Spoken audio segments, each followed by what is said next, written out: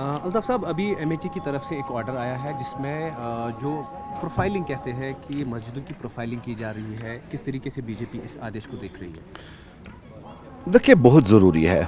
अब टाइम आ चुका है कि हम जिस बात कर रहे हैं कि ट्रांसपेरेंसी और अकाउंटेबिलिटी, एक तो जो हमारी मस्जिदें हैं और उनमें जो इमाम साहिबान नमाज पढ़ा रहे हैं और उनके एसेट्स, ये मस्जिद कहाँ बनी है, गवर्नमेंट लैंड है, लोगों ने डोनेट की है, खरीदी हुई है, एक बार इसकी प्रोफाइलिंग होनी चाहिए।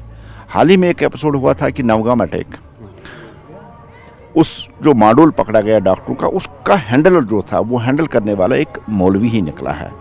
अब क्या होता है कि एक आदमी गलती करता है और सारी कौम पे फिर उंगलियां उठती है, सारे मौलवी उस दायरे में आ गए और शक के दायरे में आ गई। अब इस वक्त ये भी हम अच्छी तरह समझ जाते हैं कि मस्जिदें वहाँ एंटी नेशनल कंपेनिंग के लिए इस्तेमाल की जाती थी, वहीं हम क्या चाहते, दूसरे नारे वहीं से लगा जा रहे थे। इसलिए अब वक्त आ चुका, अब कश्मीर में भी अमन है, एक बार इन मस्जिदों की और मस्जिदों के जो इमाम साहिबान हैं जो नमाज पढ़ाते हैं या जो इतने ट्रस्ट्स है, इनकी एक बार प्रोफाइलिंग होनी ही चाहिए, क्योंकि देश की सिक्योरिटी और जम्मू कश्मीर की अमन के लिए बहुत ज़्यादा ज़रूरी है इनकी प्रोफाइलिंग करना।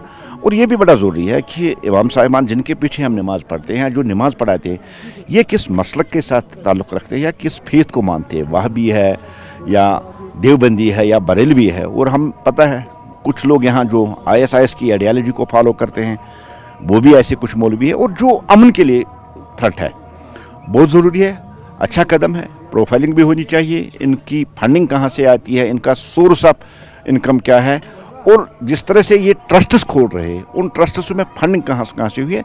वक्त की ज़रूरत है। ट्रांसपेरेंसी और अकाउंटेबिलिटी की हम बात अगर करें तो एक बार इन मौलवियों की और मस्जिदों की और इमाम साहिबान की प्रोफाइलिंग होनी चाहिए।